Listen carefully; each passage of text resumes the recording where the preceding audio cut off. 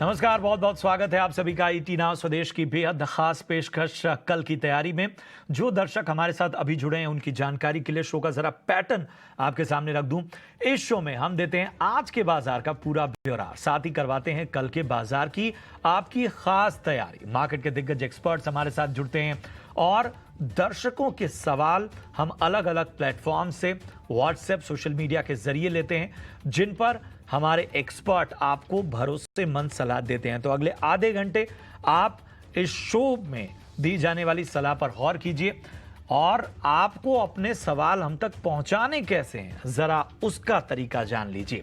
तो आपके स्क्रीन पर ये जो नंबर फ्लैश हो रहा है, ये व्हाट्सएप नंबर है। इस व्हाट्सएप नंबर पर आप अपने सवाल हम तक पहुंचा सकते हैं।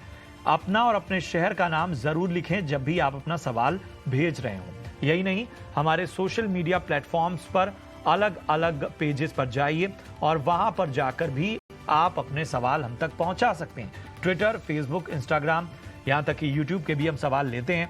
हैशटैग KKT यानी कल की तैयारी स्पेस अपना सवाल, और सवाल भेजते वक्त अपना और अपने शहर का नाम जरूर यहां पर मेंशन करें।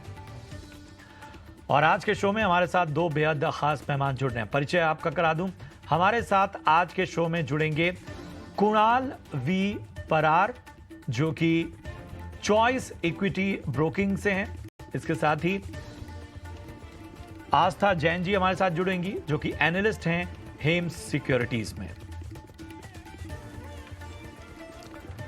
और सबसे पहले अगर हम बाजार को देख लें तो बाजार में आज एक बार फिर नया हाई बनाते हुआ नजर आया।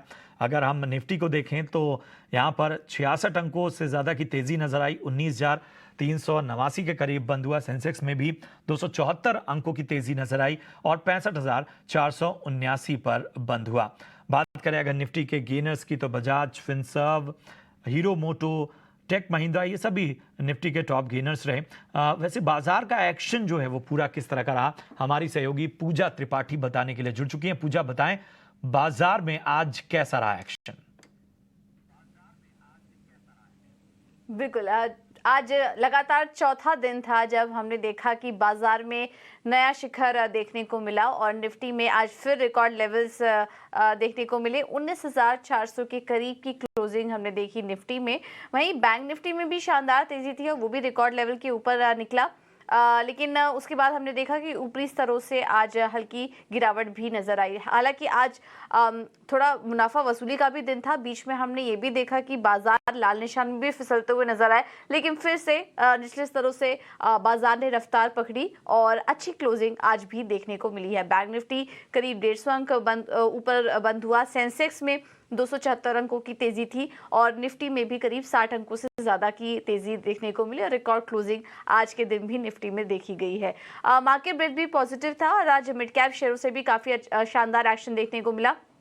1:1 रेशियो के साथ आज हमने देखा कि बाजार में कारोबार होता हुआ नजर आया। मिड कैप शेयरों ने भी यहाँ पर अच्छा कंट्रीब्यूशन दिया। आज लार्ज कैप शेयरों से भी काफी शानदार योगदान देखा गया। अगर निफ्टी के टॉप गेनर्स की बात करें तो बजाज फाइनेंस, बजाज फिनसर्व, यहाँ पर 6 से 7% की मजबूती आज देखने को मिली। बजाज फाइनेंस की तरफ से जो क्वार्टरली अपडेट आए हैं और AUM में हमने एक मजबूती देखी, उसके चलते आज हमने देखा कि ये दोनों ही स्टॉक मजबूती के साथ कारोबार कर रहे थे और इससे बाकी जो फाइनेंशियल स्टॉक्स थे उनको भी सपोर्ट मिला और वहां पर भी पूरा के पूरा सेगमेंट ही हम देख रहे थे कि अच्छी मजबूती के साथ वहां पर ट्रेड होता हुआ नजर आया।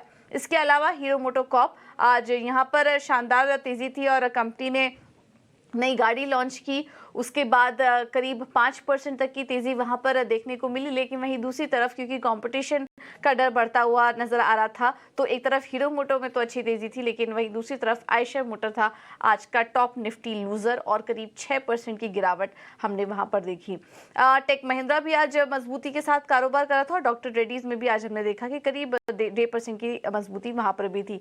वहीं निफ्टी के गिरने वाले शेयरों की बात करें तो आयशर मोटर्स के अलावा Bharti Airtel, Grasim, Axis Bank, bank और ओएनजीसी और रिलायंस में भी आज हमने देखा कि थोड़ी मुनाफा वसूली आज के दिन देखने को मिल रही थी। सेक्टर स्पेसिफिक एक्शन में अगर बात करें तो आज कमजोर थे ऑयल एंड गैस और ऑटो स्टॉक्स, यहां पर आज कमजोरी काफी ज्यादा हावी थी। वहीं दूसरी साइड में आईटी शेयरों में आज शानदार मोमेंटम हम लगातार देख रहे हैं बना हुआ है और आज भी मजबूती थी। वहीं फाइनेंशियल स्टॉक्स और सरकारी बैंकों में भी आज काफी अच्छी मजबूती देखने को मिली। अब आते हैं मिड कैप स्टॉक्स में, तो यहाँ पर भी स्टॉक स्पेसिफिक एक्शन काफी ज्यादा था। अगर चढ़ने वाले शेयरों की बात करें तो टाटा टेली में मजबूती थी करीब 7% की, पीएनबी पूना वाला फिनकॉप यहाँ पर भी शानदार मजबूती थी और bank of India, federal bank, yes bank जैसे स्टॉक्स भी आज मिड कैप बैंकिंग स्पेस में अच्छी मजबूती के साथ कारोबार कर रहे थे। वहीं गिरने वाले शेयरों पर नजर डालें तो आज आईडीएफसी फर्स्ट बैंक टूटा था और सुबह कुछ ब्लॉक डील्स भी हुई थी और यहाँ पर मर्जर का ऐलान भी हो चुका है। आईडीएफसी फर्स्ट बैंक, आईडीएफसी के जो शेयर धारक है उनके पक्ष में ये फैसला लिया गया है। लेकिन उसके बाद हमने देखा कि कुछ बड़ी ब्लॉक डील्स भी हुई सुबह और उसके बाद आईडीएफसी फर्स्ट बैंक में 4% की कमजोरी आज देखने को मिली। वहीं L&T finance holdings, Torrent power और इंडियन होटल्स में भी आज हमने वीकनेस देखी।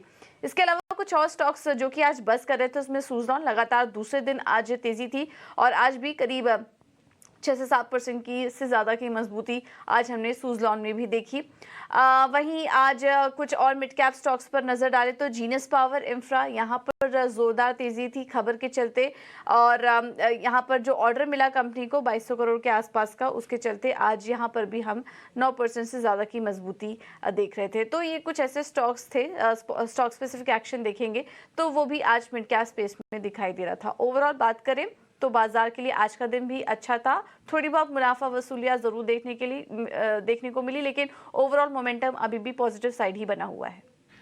ठीक है, तो ये था बाजार का पूरा ब्यौरा जो कि हमारे साथ साझा किया, हमारे दर्शकों के सामने रखा पूजा त्रिपाठी ने। और आज कुछ खबरें जो हैं वो भी बाजार में बहुत बड़ी रहीं और इन खबरों के बारे में डिटेल्स भी हम आगे शो में जानेंगे। हमारे सहयोगी सृष्टि, इसके साथ ही हर्ष और वामाक्षी और शरद तैयार हैं और आपको इन खबरों के बारे में आगे शो में हम जानकारी देंगे। फिलहाल अपने मेहमानों का रुख करते हैं, अपने एक्सपर्ट का रुख करते हैं। कुणाल जी और आस्था जी, आप दोनों का बहुत बहुत स्वागत ईटी नाउ स्वदेश में। सबसे पहले आस्था जी, मैं आपके पास आना चाहूँगा।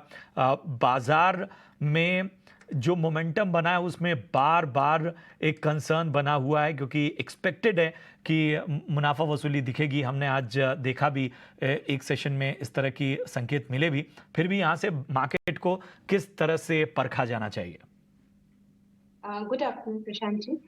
देखिए, मुझे ऐसा लगता है कि निफ्टी तो और टोटल जो इंडियन इंडेक्सेस हैं वो तो तेजी में है, लेकिन बहुत ज्यादा क्योंकि तेज हो गए तो अब थोड़ा सा कॉशियस ट्रेड करने का समय आ गया है। और अब जो नेक्स्ट क्लू आएगा वो मेरे को लगता है अर्निंग्स सीजन से आएगा, जो कि किक स्टार्ट होंगे अब कुछ ही दिनों में। तो फिर वहां से अब मार्केट नेक्स्ट क्लूज पकड़ेगा, तब तक थोड़ा अब कॉशियसली ट्रेड करना चाहिए, ऐसा मुझे लगता है, क्योंकि बहुत बड़ी तेजी हम यहाँ पे देख चुके हैं। सो मार्केट में ट्रेड करें लेकिन कॉशियसली करें, और अगर रिस्क नहीं ले सकते तो अभी थोड़ा रुक जाए। जिस तरह से नतीजे चालू होंगे उसके बाद एक बढ़िया मुझे लगता है कि वापस से एक क्लू मार्केट को मिलेगा, जहां से मार्केट वापस से रफ्तार पकड़ते हुए नजर आएंगे। ठीक है, ठीक है। कुणाल जी, मैं आपके पास आना चाहूंगा। आप बताएं किन लेवल्स पर नजर रखनी चाहिए? निफ्टी बैंक निफ्टी की बात करें तो काफी अच्छी वॉलेटिलिटी आज के दिन में हमें दोनों इंडेक्स में देखने को मिली। एक टाइम था जहां पे डे लो बना रहा था, फिर डे हाई एंड फिर डाइंग आवर्स में देखने जाए तो ऊपर के लेवल से करेक्शन भी आया है। अगर मैं लेवल के हिसाब से बात करूं तो यहाँ पे आज का जो रेंज है, यानी कि बैंक निफ्टी फ्यूचर की बात करें 45,750, ये एक अच्छा खासा रेजिस्टेंस बन जाएगा और नीचे में 45,000 का एक काफी अच्छा सपोर्ट यहाँ पे बनते हुए देखने को मिल सकता है। आज के दिन में डोजी कैंडलस्टिक बनाई है जो एक इंडेक्सिव कैंडल है, लेकिन इसका जो रेंज है उसका रेंज का हम अच्छे खासा बेनिफिट ले सकते हैं। सो 45,750, 45,000 ये एक बैंक निफ्टी का रेंज बन जाएगा कल के लिए। अगर लोअर लेवल पे ब्रेक होता है तो यहाँ पे इवनिंग स्टार डोजी बनेगा और उसके बेस पे हमें करेक्शन भी देखने को मिल सकता है। जबकि निफ्टी की बात करें, निफ्टी में आज के दिन में सेम मोमेंटम देखने को मिली जैसे मोमेंटम हमें बैंक निफ्टी में देखने को मिली। निफ्टी के लेवल की बात करें तो 19,500 का ऊपर में एक काफी अच्छा रेजिस्टेंस है, ओवाई के बेस पे भी और चार्ट के बेस पे भी, और लोअर लेवल पे 19,200 का सपोर्ट है। तो आने वाले दिनों में ये रेंज के बीच में ही मैं निफ्टी की मोमेंटम फिलहाल देख रहा हूँ। ठीक है, तो खास लेवल्स पर जो है वो मूवमेंट कहाँ होनी है, इस पर राय देते हुए कुणाल जी। और चलिए, जैसा कि मैं हमेशा कहता हूं कि ये जो शो है, ये आप दर्शकों का शो है, आप दर्शकों के सवालों का अब जरा हम सिलसिला शुरू करते हैं। रोशन है और इनका सवाल है कि जय भारत मारुति के इन्होंने 100 शेयर लिए हुए हैं, 168 रुपए 40 पैसे के भाव पे इन्होंने लिया है। उनका एक और सवाल है, वो भी मैं आगे लूंगा, लेकिन आस्था जी बताएं क्या करना चाहिए इनको। जी बिल्कुल, इनका सवाल जय भारत मारुति पे है और काफी बढ़िया ये मुनाफे में अभी यहाँ पे बैठे हुए हैं, क्योंकि वहां से तो बिल्कुल डबल हो गया है। जिस तरह से यहाँ पे ऑटोमोबाइल स्पेस मुझे पसंद आता है, मुझे लगता है कि आगे जाते हुए जय भारत मारुति और भी अच्छा परफॉर्म करता हुआ नजर आएगा। थोड़ा अगर ये कॉशियसली ट्रेड करें तो चाहे तो 1/4 पोजीशन में मुनाफा वसूल करे, लेकिन 3/4 को होल्ड करे, क्योंकि जो पिछले तिमाही के नतीजे थे उसमें भी एक फ्लैट नतीजे ही इस कंपनी ने पेश किए थे। तो ये तिमाही का नतीजा देखना बहुत जरूरी होगी। लेकिन मुझे लगता है कि जिस तरह से एक पूरा ये जय भारत मारुति टर्न अराउंड हम बोल सकते हैं हुआ है, काफी अच्छे खासे इसने मुनाफे दिखाने चालू किए। मुझे लगता है कि ये एक लॉन्ग टर्म बेट अच्छा हो सकता है। तो कॉशियसली ट्रेड करते हुए 1/4 पोजीशन में मुनाफा वसूल करें। 3/4 को मैं अभी भी होल्ड करने की सलाह दूंगी 355 से 360 के टारगेट्स के लिए। है तो 355 से 360 के टारगेट पर रखिए नजर, यहां से बेहतर रैली नजर आ सकती है। लेकिन आस्था जी की सलाह कि यहां पर आप चाहें तो 1/4 जो है वो प्रॉफिट बुकिंग कर सकते हैं, क्योंकि अच्छे खासे मुनाफे में आप हैं। आस्था जी आप बने रहिए, एक और सवाल है इनका। पेट्रोनेट के इनके पास सब 82 स्टॉक्स हैं, 226 के भाव पे नजरिया चाहते हैं, बताएं। देखिए, पेट्रोनेट की बात करें तो जो चौथी तिमाही के नतीजे थे वो तो थोड़े से वीक थे, लेकिन जिस तरह से कंपनी ने जब गाइडेंस दी थी तो वो काफी ज्यादा यहाँ पे पॉजिटिव साउंड कर रहे थे कि कुछ रिसीवेबल्स वो एक्सपेक्ट कर रहे थे कि वहां पे आते हुए देखने को मिलेंगे, रिसीवेबल की तरफ से बुकिंग्स आएंगी, और मुझे ऐसा लगता है कि वो एक कंपनी के फाइनेंशियल्स को यहाँ पे मजबूती देगा। दूसरी तरफ जिस तरह से एलएनजी की प्राइसेस यहाँ पे मूव हो रही है वो भी हमें देखना जरूरी है, लेकिन लॉन्ग टर्म के लिए ये काउंटर अभी अच्छा लगता है। ऑल्दो चौथी तिमाही इनकी वीक थी, लेकिन मुझे लगता है कि आगे आने वाले जो नंबर्स रहेंगे वो अच्छे रहने चाहिए, इसलिए मैं बने रहने की सलाह दूं। अच्छे नंबर्स रह सकते हैं आने वाले वक्त में, इसलिए बने रहने की आपको सलाह मिलती हुई। चलिए सवालों को थोड़ा सा ब्रेक देते हैं, अब उन शेयरों पर फोकस करते हैं जो ब्रोकरेज हाउसेस की रेटिंग के बाद अच्छा मूव दिखा रहे हैं। शेयर में तेजी क्यों है, इसका पूरा ब्यौरा देने के लिए शरद हमारे साथ हैं। शरद बताएं क्या कहती है आपकी रिसर्च।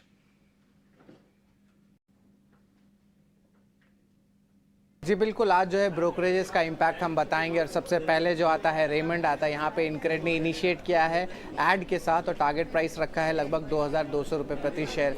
अब याद रखिए यहाँ पे जो है इंपॉर्टेंट पॉजिटिव कमेंट्री आ रही है, क्योंकि आगे जाते हुए डेट रिडक्शन की प्लान्स में जो है एक पॉजिटिव नज़रिया आया है। इसके अलावा एथनिक्स जो उनके आप कह सकते हैं फ्रंट रनर है ब्रांडेड अपैरल सेगमेंट में, वहाँ पर री रेटिंग देखने मिल सकती है। और हमने जो है ऑलरेडी एक रैली रियल एस्टेट में जो आउट परफॉर्मेंस हुई है सेगमेंट में उसमें देखने मिली है। एंड ऑफ कोर्स प्रमोटर्स भी आरसीसीएल के जो उनके आर्म है उसमें भी स्टेक बढ़ा रहे हैं। इसके कारण जो है आज स्टॉक में पॉजिटिव मूवमेंट भी देखने मिला। कोल इंडिया की बात करें तो इनक्रेड ने डाउनग्रेड कर दिया है और यहाँ पे जो है रिड्यूस कर दिया। पहले ऐड था, जो लक्ष्य है वो जो है 233 रुपया था, अब जो है उसे 209 रुपये कर दिए गए। आगे जाते हुए रियलाइजेशंस घट सकती हैं और जो ओवरऑल सप्लाई है वो जो है आप कह सकते हैं वो थोड़ी सी अभी ज़्यादा हो रही है, क्योंकि प्रोडक्शन में भी जो है बढ़ोतरी देखने मिल रही है और ई ऑक्शन प्राइसेस में भी गिरावट आएगी। ओवरऑल ईपीएस कट का भी जो है इनक्रेड की तरफ से आया है 46% FY24 के लिए और लगभग 15% आपका FY25 के लिए। लार्जली नेगेटिव साइड में जो है दिन में ट्रेड किया था स्टॉक। एवेन्यू सुपरमार्ट्स की जो बात करें तो मैक्वारी जो है मेंटेन आउट परफॉर्म रखी है, लक्ष्य रखा है लगभग 4450 रुपये प्रति शेयर का। Largely inline set of numbers आए थे और स्टॉक जो था पूरा फ्लैटिश रही है दिन के ट्रेड में। वो कह रहे हैं कि weaker than expected store additions आई है और जो 4 साल के स्टैंडअलोन CAGR है वो मार्जिनली जो है थोड़ी सी इम्पैक्ट पड़ी है, पर उतना ज़्यादा नहीं है। स्टॉक में भी ज़्यादा मूवमेंट नहीं हुआ। लेकिन टेलीकॉम स्टॉक्स स्पेशली जब जियो ने अनाउंस किया कि वो जियो फ़ोन आ रही है, तीसरा अटेम्प्ट था बाय द वे, इसमें जो है जियो ने एग्रेसिव प्राइसिंग प्लान्स भी लॉन्च किए, पर ये ओवरऑल इंडस्ट्री के लिए नेगेटिव पड़ा। और आप कह सकते हैं रिलायंस, भारती एयरटेल जैसे स्टॉक्स में जो है सेलिंग प्रेशर भी आए। ऑफ कोर्स जो रिस्क्स है इस स्पेस में वो और बढ़ जाएंगे। मॉर्गन स्टैनली का जो है डाबर के ऊपर रिपोर्ट आया जहाँ पे उन्होंने मेंटेन ओवरवेट रखा है, लक्ष्य रखा है लगभग 606 रुपये प्रति शेयर का। वो एक्सपेक्ट कर रहे हैं कि डाबर की जो वाई बेसिस पे टॉप लाइन ग्रोथ है उस पर इम्प्रूवमेंट दिखे और जो ग्रोथ होने वाली है वहाँ पे रूरल डिमांड में जो है इम्प्रूवमेंट देखे। लेकिन लार्जली स्टॉक जो है नेगेटिव बायस से ट्रेड किया था और फ्लैट था। लेकिन उसे दूसरी जगह मॉर्गन स्टैनली जो मैरिको पे रिपोर्ट लाई है उस पर थोड़ी एडवर्स इम्पैक्ट पड़ी थी और स्टॉक में गिरावट देखने मिला था और वो मेंटेन ओवरवेट रखे हैं। टारगेट प्राइस रखा है 611 रुपये प्रति शेयर का और यहाँ पे जो है वॉल्यूम ग्रोथ कही है, रेवेन्यू ग्रोथ कही है और एबिडा मार्जिन, इसमें सब Q1 में इम्प्रूवमेंट देखने मिलेगा। तो ओवरऑल तो FMCG कंपनीज में जो है आप कह सकते हैं मॉर्गन स्टैनली, डाबर और मैरिको दोनों में जो है एक पॉजिटिव रुख रहा है। लेकिन बाजार को जो है आप कह सकते हैं थोड़ी सी नेगेटिव व्यूज़ देखने मिली हैं। तो FMCG स्टॉक्स पे जो है ऑफकोर्स आगे जाते हुए डेवलपिंग स्टोरी है, इस पे ज़रूर आप फोकस रखिएगा क्योंकि रूरल के अगर पैरामीटर्स में इम्प्रूवमेंट आता है तो इन स्टॉक्स जो है एक अच्छी रैली दे सकते हैं, ये एनालिस्ट का मानना है। बिल्कुल बिल्कुल। तो यहाँ पर जो है वो ब्रोकरेज की रिपोर्ट के आधार पर कहाँ सेक्टर किन स्टॉक्स में तेज़ी नज़र आ सकती है उसको सामने रखते हुए शरद। और चलिए सवालों का सिलसिला फिर से शुरू करते हैं। NL अग्रवाल साहब है मुंबई से और इनका सवाल है MRPL के 1000 शेयर इनके पास हैं, 95 के भाव पे इन्होंने लिया हुआ है। कुणाल ज़रा बताएं इनको, इनका कहना है कि ये 1-2 साल का नज़रिया चाहते हैं, लॉन्ग टर्म व्यू चाहते हैं। वेल, 1-2 साल का नजरिया, लॉन्ग टर्म का नजरिया है तो मैं कहूंगा कि फिलहाल ये स्टॉक में अभी होल्ड करके चलना चाहिए। ऐसे भी 55 के अराउंड का बाइंग है एंड अभी स्टॉक 79 के अराउंड चल रहा है। तो जो व्यू है वो अभी फिलहाल होल्ड करके चलने का बन रहा है। ऊपर के लेवल की बात करें, लॉन्ग टर्म की बात करें तो कहीं ना कहीं ऊपर में स्टॉक में आने वाले दिनों में 110 और 110 के बाद तकरीबन 128 तक की मोमेंटम हमें देखने को मिल सकती है एंड काफी अच्छी मोमेंटम फिलहाल स्टॉक में बनी हुई है एंड ये कंटिन्यू भी हो सकती है। तो जो व्यू है वो होल्ड करके चलने का है। 110 128 तक के लेवल हमें ये स्टॉक में आने वाले दिनों में देखने को मिल सकते हैं। ठीक है, तो आपको आपके सवाल का जवाब मिल गया। फूल सिंह हैं उत्तर प्रदेश से और इनका सवाल है गुजरात पीपावाव पोर्ट के 600 शेयर इनके पास हैं, 103 के लेवल पर इन्होंने लिया है। आस्था जी बताएं क्या होगी इनको सलाह।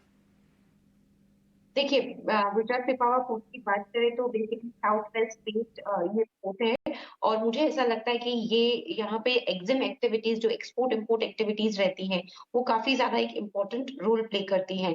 तो मुझे लगता है कि गोइंग फॉरवर्ड यहाँ पे हम देख सकते हैं कि और ज्यादा यहाँ पे जो एग्जिम एक्टिविटीज है वो बढ़ेंगी। दूसरी तरफ देखा जाए तो डेट फ्री कंपनी है ये, सो वो भी एक इम्पोर्टेंट पैरामीटर हो जाता है क्योंकि अगर लिवरेज नहीं है तो वो कंपनी को यहाँ पे बहुत सॉलिड स्टेटस देता है। तो मुझे ये कंपनी बढ़िया लगती है और मेरे हिसाब से तो यहाँ पे अभी भी ऊपर बढ़ने के चांसेस है, तो होल्ड करने की सलाह रहेगी। अभी मैं इमीडिएट लेवल पे 130 के टारगेट देना चाहूंगी।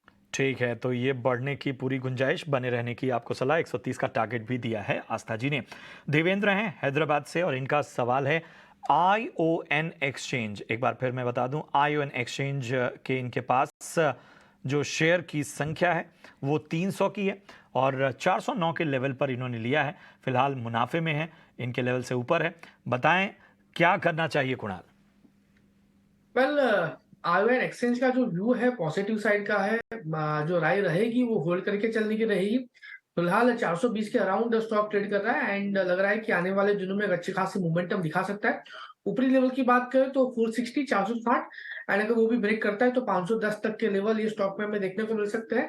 तो जैसे ही 460 आ जाता है 50% वहां पे प्रॉफिट बुक करके चल सकते हैं। उसके बाद 510 आता है तो वहां पे फुल प्रॉफिट बुक करके चल सकते हैं। वहां से हमें एक रिवर्सल देखने को मिल सकता है। तो 460 510 ये 2 लेवल है प्रॉफिट बुकिंग करने के लिए। ठीक है, तो किन लेवल्स पर प्रॉफिट बुकिंग की सलाह है वो लेवल्स भी बताते हुए कुणाल। चलिए अब हम आपके पसंदीदा सेगमेंट की बारी आ चुकी है और ये है कमाई का VIP सेगमेंट।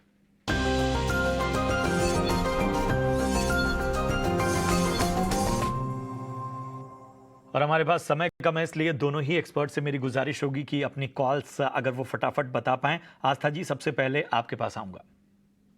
जी बिल्कुल, देखिए एलिकॉन इंजीनियरिंग यहाँ पे पसंद आता है और मुझे ऐसा लगता है कि ये जो स्टॉक है ये यहाँ से भी बढ़िया चाल दिखाता हुआ नजर आएगा। 650 के लक्ष्य के लिए 625 का तो इनिशियल लेवल है, लेकिन आगे जाते हुए 650 तक के भी स्तर ये काउंटर दिखा सकता है। तो 625 का पहला टारगेट और 650 के दूसरे टारगेट के लिए खरीदारी करने की सलाह रहेगी। बिल्कुल। कुणाल आपकी चॉइस क्या है। वेल, दो स्टॉक है, दोनों फार्मा रिलेटेड है। सबसे पहला न्यूलैंड फार्मा 295, न्यूलैंड लैब 295 के अराउंड क्लोजिंग है। 2800 के एसएल के साथ बाई कीजिए। 3100 का पहला टारगेट वो जैसे ही ब्रेक होता है 3275 का दूसरा टारगेट हमें देखने को मिल सकता है। और दूसरा स्टॉक है वॉकहार्ड फार्मा 241 के अराउंड का क्लोजिंग है। बाई करके चलने की रणनीति है। 227 के एसएल के साथ 252 252 पहला टारगेट, वो ब्रेक होते ही 270 दूसरा टारगेट भी हमें देखने को मिल सकता है। ठीक है, तो यहाँ पर हमारे दोनों एक्सपर्ट ने अपने वीआईपी शेयर आपको बता दिए, दोनों ही खास मेहमानों का। कुणाल और आस्था जी, आप दोनों का बहुत बहुत शुक्रिया शो में जुड़ने के लिए और खास सलाह देने के लिए। फिलहाल कल की तैयारी की पूरी टीम को दीजिए इजाजत। आप देखते रहिए ईटी नाउ स्वदेश। नमस्कार।